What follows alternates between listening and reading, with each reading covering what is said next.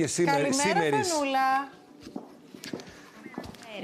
Βεβαίως, βεβαίως. Βρίσκομαι στην πλατεία της Νέας Σμύρνης, στην πλατεία γενοκτονίας, μαζί με την Ένωση Ποντίων Μαύρη Θάλασσα, με αφορμή την ημέρα μνήμης της γενοκτονίας των Ελλήνων του Πόντου. Μαζί μου είναι η Ράνια Χρυσοχοΐδου. Καλημέρα και από εμάς. Ευχαριστούμε που φιλοξενείτε ένα τόσο σημαντικό γεγονός για τον ποντιακό ελληνισμό και γενικά για τον απανταχού ελληνισμό. Και είναι και όλη η ομάδα που θα μας χορέψει και θα μας τραγουδήσει. Έχετε δίκιο, κύριε Κατσούλη. Πραγματικά γι' αυτό θέλουμε την ελληνική κρατική τηλεόραση, για να αναδεικνύει τα ζητήματα του ελληνισμού. Να είστε Κύριε καλά. Χρυσοχοΐδου, θέλετε να μας πείτε λίγα λόγια για πού αποσκοπεί ο Σύλλογος, τι θέλετε να μάθετε στον κόσμο για την ημέρα μνήμης? Ο Σύλλογος είναι ένας πάρα πολλούς που έχουμε ιδρύσει με σημαντικότατους στόχους, τη διατήρηση και τη διάσωση της ποντιακής ιστορίας και του πολιτισμού, αλλά και τη διεθνή αναγνώριση της γενοκτονίας των προγόνων μας από τους νεότουρκους του Κεμάλ.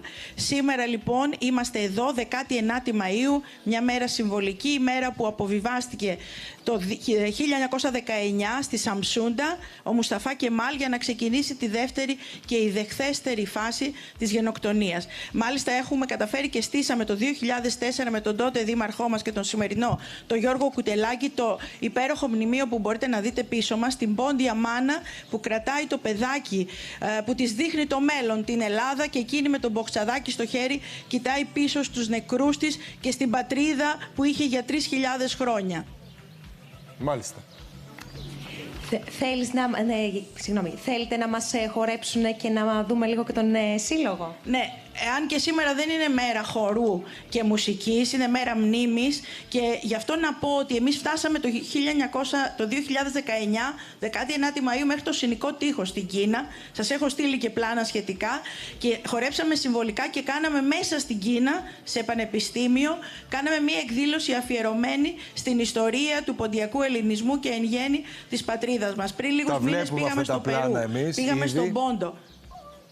Και τους μιλήσατε κιόλας. Έτσι. Βέβαια, μιλήσαμε ισπανικά μέσα στο Περού για γενοκτονία. Μιλήσαμε στην Κίνα για γενοκτονία. Και γενικότερα, τώρα κάναμε μόλις ένα τριήμερο εδώ αφιερωμένο στη γενοκτονία. Και γενικότερα, όλοι οι σύλλογοι με επικεφαλής της Ομοσπονδίας μας πάμε μπροστά. Σήμερα θα είμαστε στο Σύνταγμα 6,5 ώρα και καλούμε και όλο τον κόσμο να είναι μαζί μας. Θέλουμε ένα πολύ μικρό δείγμα από τον πλούσιο ποντιακό πολιτισμό να σας δείξουμε σήμερα, με τον Γιάννη τον Καζατζίδη και τον Φώτη τον Κοζηράκη εδώ στη Λύρα που είναι μαζί μας. Θα σας χορέψουμε και θα σας τραγουδήσουμε το Πάρθεν.